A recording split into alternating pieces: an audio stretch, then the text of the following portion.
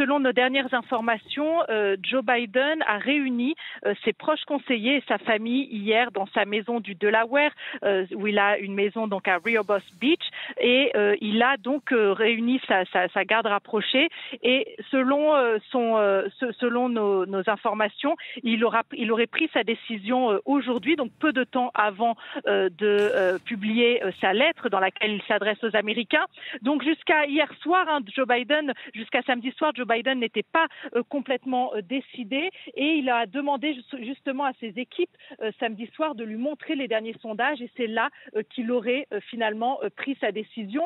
Il faut dire que depuis des semaines, donc il y avait une pression énorme pour qu'il abandonne sa candidature après son débat dans lequel il a paru très faible, où on a vu que son état de santé était assez faible. Il a paru très hagard également. Il y a eu une pression notamment de la part des donateurs pour qu'il abandonne sa course à la présidentielle. Il y a même des donateurs comme la petite fille du fondateur de Disney qui ont arrêté de faire des dons au Parti démocrate. Ils voulaient absolument un nouveau candidat. Et puis là où on a senti ces derniers jours que c'était quasiment inévitable que Joe Biden retire sa candidature, c'est quand on a appris que Nancy Pelosi avait eu cette réunion privée avec lui, où elle lui a dit que l'opinion publique était contre lui et que s'il s'obstinait, il risquait aussi de finalement enlever les chances au Parti démocrate de reprendre la Chambre des représentants également aux prochaines élections. Donc il y avait vraiment une forte pression. Nancy Pelosi est très très influente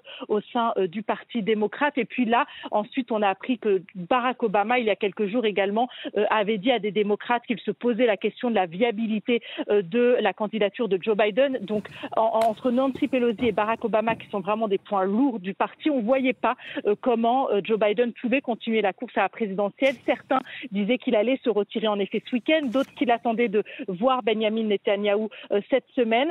Finalement, il a pris donc cette décision ce dimanche, et il y a un soulagement au sein du Parti républicain, un certain regret pour des électeurs qui se disent que finalement on aurait pu éviter ce mélodrama, et Joe Biden aurait dû ne pas se représenter à cette présidentielle vu son âge avancé.